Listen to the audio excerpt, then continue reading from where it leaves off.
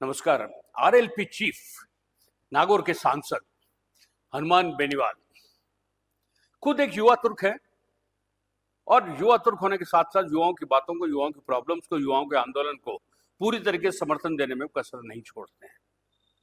जो कहना होता है बेबाक कहते हैं, चाहे वो मुख्यमंत्री भजनलाल के खिलाफ हो, चाहे पूर्व मुख्यमंत्री वसुंधरा राजे के खिलाफ हो, चाहे वो कांग्रेस के प्रेसिडेंट और एक्स चीफ मिनिस्टर रहे हो अशोक गहलोत के खिलाफ हो। बोलने में कोई कोर कसर नहीं छोड़ते और बोलते भी बहुत तीखा सा है, कड़वा सा भी है, और जब वो बोलते हैं तो वो सीधा सा उनके एक तीर की तरह छुप जाता है। अभी हाल ही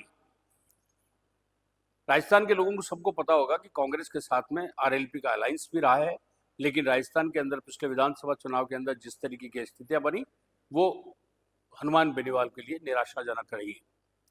अब हनुमान बेनीवाल तो देखिए, हमने आपको पहले बताया कि जो कुछ कहना है मुंह पे कहेंगे, पीछे से कुछ कहने की आदत नहीं है।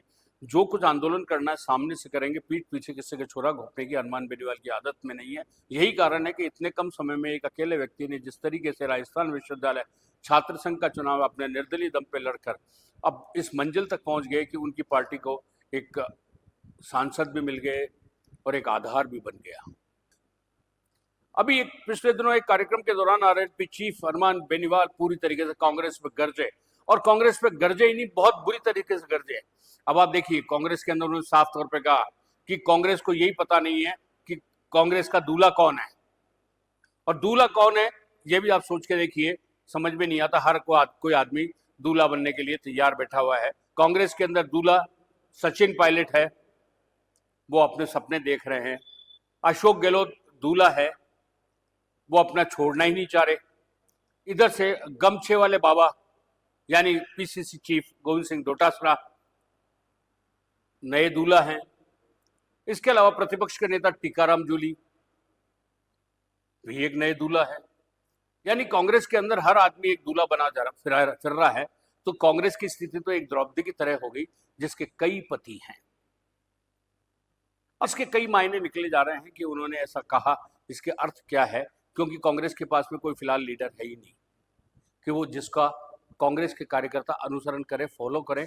स्थिति तो अब बिल्कुल जो सामने है, लेकिन कांग्रेस को जब तक कोई लीडर नहीं मिलता, हनुमान बेनीवाल की बात के ऊपर गहराई से सोचा जाए तो कांग्रेस को अब विचार करना चाहिए कि कांग्रेस को एक ऐसा दमदार नेता इन्हीं में से, जिनमें से या अपर कोई फ्लाइंग लीडर लाके उसमें बैठाया जाए, ताकि कांग्रेस की जान में जान आए।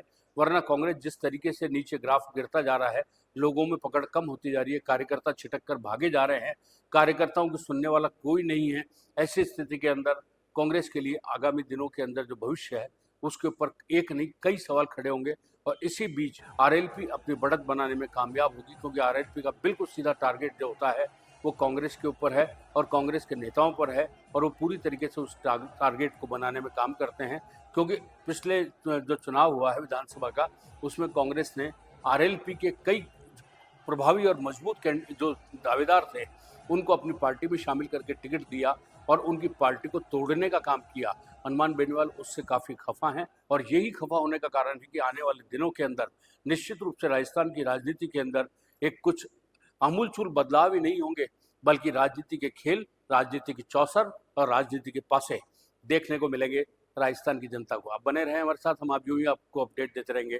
तब तक के लिए दीजिए मुझे इजाज़त। नमस्कार।